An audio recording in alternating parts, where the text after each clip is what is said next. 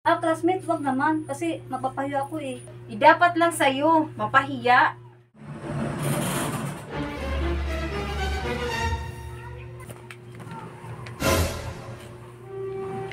Uy, tika lang. Ikaw ba yan, Lovely? Janitress ka dito? Nakakahiya ka naman. Teka lang, videohan kita ha. Para naman makita ng mga kabatsmate natin. Classmate, wag naman. Kasi mapapahiya ako eh. Dapat lang sa'yo, mapahiya. Tingnan mo ako ngayon. Manager ako ng isang malaking kumpanya. Hi guys! Ito pala si Lovely. Kaklase ko nung elementary.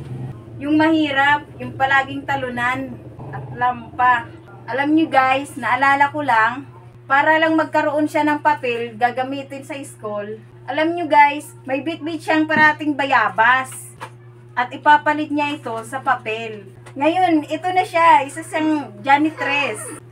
I-post ko to para makita ng mga klase natin noon. Janitress lang inabot mo. Nakakahiya ka.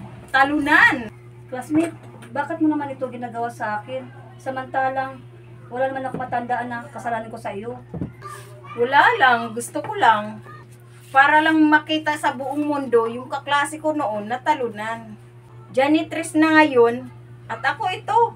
Manager. Manager sa napakalaking kumpanya. Oh, ito na pala. Na-upload ko na. At marami na rin nakapanood. Mapapanood ka na ng mga dating kaklase natin. Sigurado ako, pagtatawanan ka nila. Good morning, boss. Pinatawag niyo daw po ako.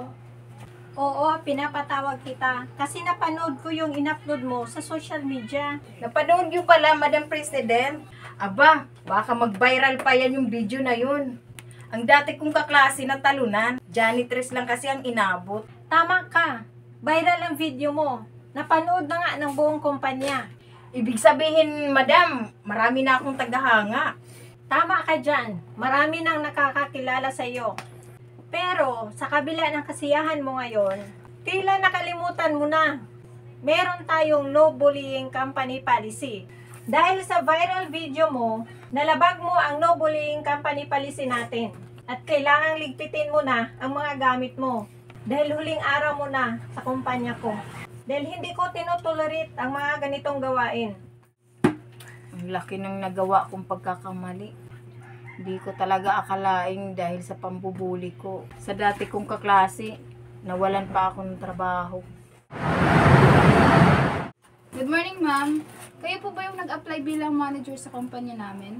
Opo. Pasensya na po, pero hindi po namin kayo matatanggap kasi napanood po namin yung in-upload yung video sa social media. At hindi po namin yung nagustuhan. Diyos ko po. Naubos na pa naman yung naipon kong pera. Pero wala pa rin tumatanggap na trabaho sa akin. Tika lang. Sa kabilang kampanya may nakapaskil na wanted janitress. Good morning, madam. Kayo po ba yung nag-apply na janitress? Opo, sir. Kailangan ko lang talaga ng trabaho. Pantay lang saglit, madam. Kailangan lang kasi ng approval ng boss namin. Madam, pasensya na po. Kailangan hindi kayo tanggap ng boss namin bilang janitress dito sa kumpanya namin. Sige po, sir.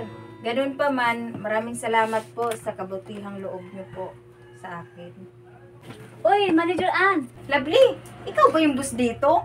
Tama ako nga. At malamang nasa isip mo na ang kasagutan bakit hindi kita tinanggap bilang janitress dito sa company ko. Dahil tanggap ka na bilang manager dito sa company ko. Patawad, Lovely. Pero paano nangyari ang lahat ng ito? Nagbago ang buhay ko dahil sa in-upload mo video, ang kwento ng buhay ko sa social media. Mula noon, bumuhos na maraming tulong sa akin at hindi ko sinayang ang lahat. Tinayo ko ang janitorial agency na ito.